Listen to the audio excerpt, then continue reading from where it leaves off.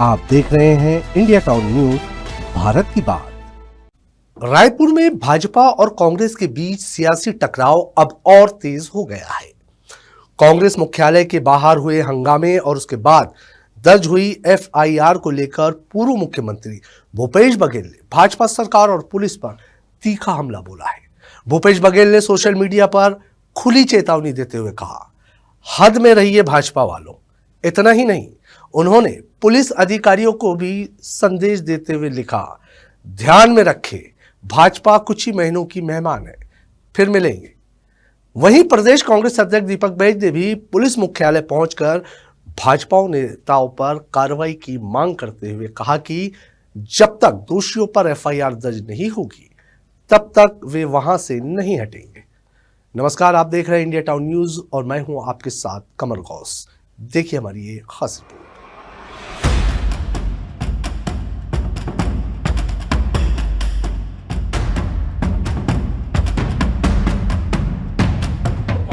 बारह मंत्री CM house बचाना है, बचा लीजिए। आप नहीं रोक पाओगे आप हमको। जिस दिन हम घेराव कर रहा उस दिन घेरेंगे आप। पूरा प्रदेश का पुलिस बुला लीजिए, नहीं रोक पाओगे।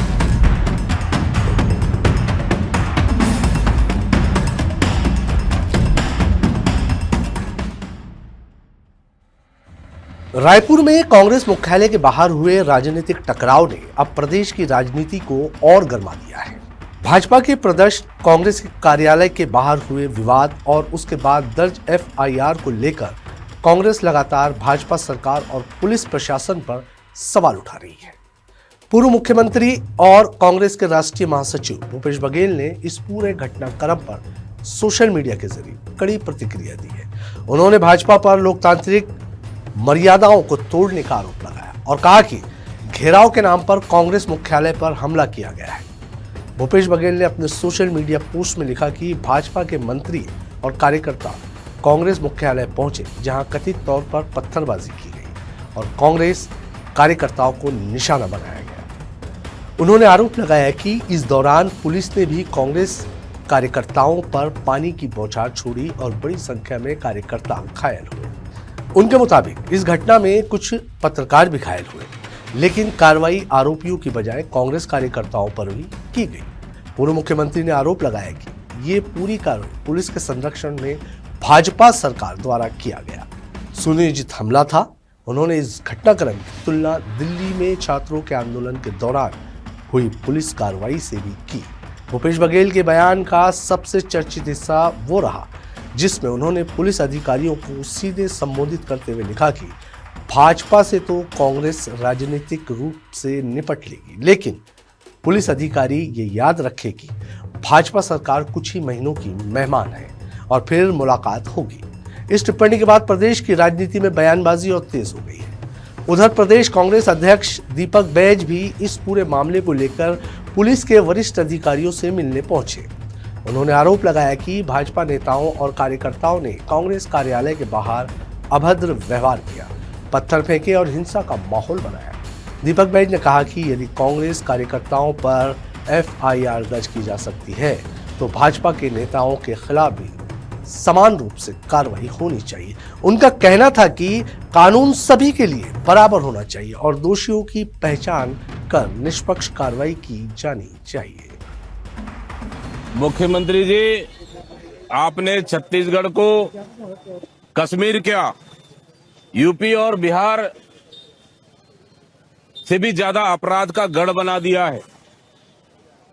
आपके मंत्री, आपके प्रदेश अध्यक्ष, आपके पूरे मंत्रिमंडल आकर कांग्रेस भवन में पथराव कर रहे हैं। आप उसे बचाने का काम कर रहे हैं। आपको नैतिक जिम्मेदारी लेनी चाहिए कि इस मामले में निष्पक्ष जांच होनी चाहिए, लेकिन आपने अपने मंत्री, अपने कार्यकर्ताओं को बचाने का काम कर रहे हैं। ये आपकी नैतिक जिम्मेदारी नहीं है। रही बात आपकी चश्मा का नंबर बढ़ा लें, आप आके मेरे साथ बैठे, वो 2-2.5 घंटे 3 घंटे का जो प्रदर्शन हुआ है उसका वीडियो फुटेज देख लेते हैं कि पत्थरबाजी किधर से हुआ है। भारतीय जनता पार्टी के कार्यकर्ताओं ने स्पष्ट रूप से पत्थरबाजी की है। मंत्री और प्रदेश अध्यक्ष ने उकसाया है। जूता, चप्पल, छत्ता, लाठी, डंडा, पानी पाउच, पानी बाटल, पत्थर फेंका गया है। पत्थर आप फेंको, एफआईआर हमारे ऊपर। ये अंधेर नगरी चौपट राजा की सरकार है, यहां हम चलने नहीं देंगे।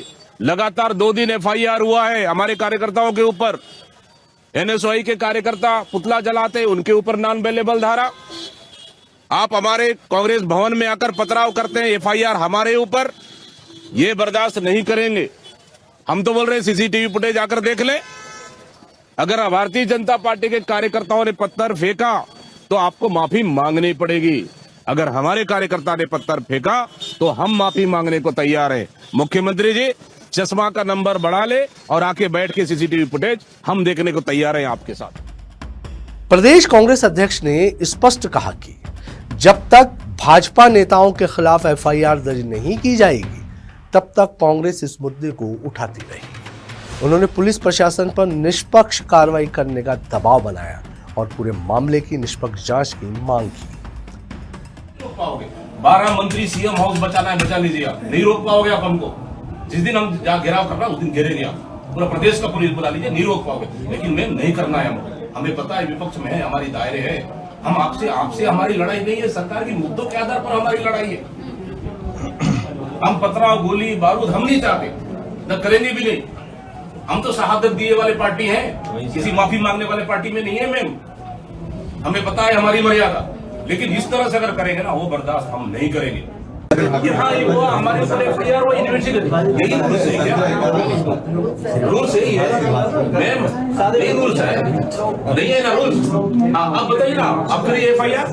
बोल रहे हैं ना रूल्स नहीं है। मैं उदाहरण दिया ना सरस्वती नगर का, उदाहरण दिया ना मैं शिवनंदनपुर का।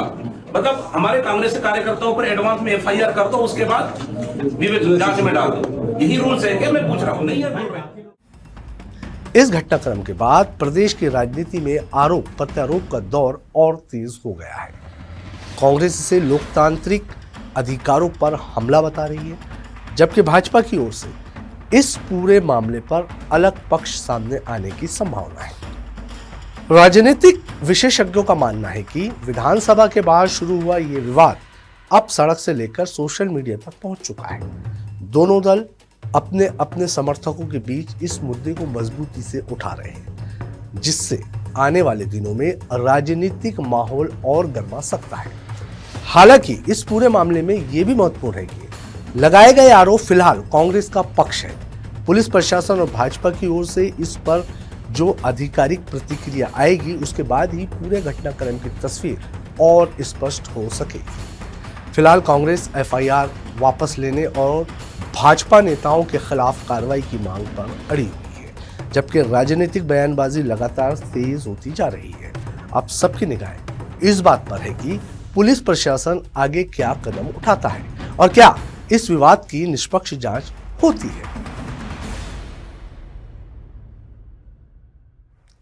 रायपुर की इस घटना ने प्रदेश की राजनीति में नया सियासी विवाद खड़ा कर दिया है। एक ओर कांग्रेस भाजपा और पुलिस पर पक्षपात तथा सुनियोजित कार्रवाई के आरोप लगा रही है, तो दूसरी ओर भाजपा का पक्ष भी इस पूरे विवाद में अहम होगा। फिलहाल एफआईआर, पुलिस कार्रवाई और राजनीतिक आरोप प्रत्यारोप के बीच माहौल गरमाया हुआ है। अब देखना होगा कि पुलिस जांच किस दिशा में आगे बढ़ती है और क्या दोनों पक्षों के आरोपों के बीच तथ्य सामने आ पाते हैं। हमारी इस खास रिपोर्ट में फिलहाल इतना ही। मुझे दीजिए इजाजत और आप देखते रहिए इंडिया टाउन न्यूज, भारत की बात। नमस्कार। आप देख रहे हैं इंडिया टाउन न्यूज, भारत की बात।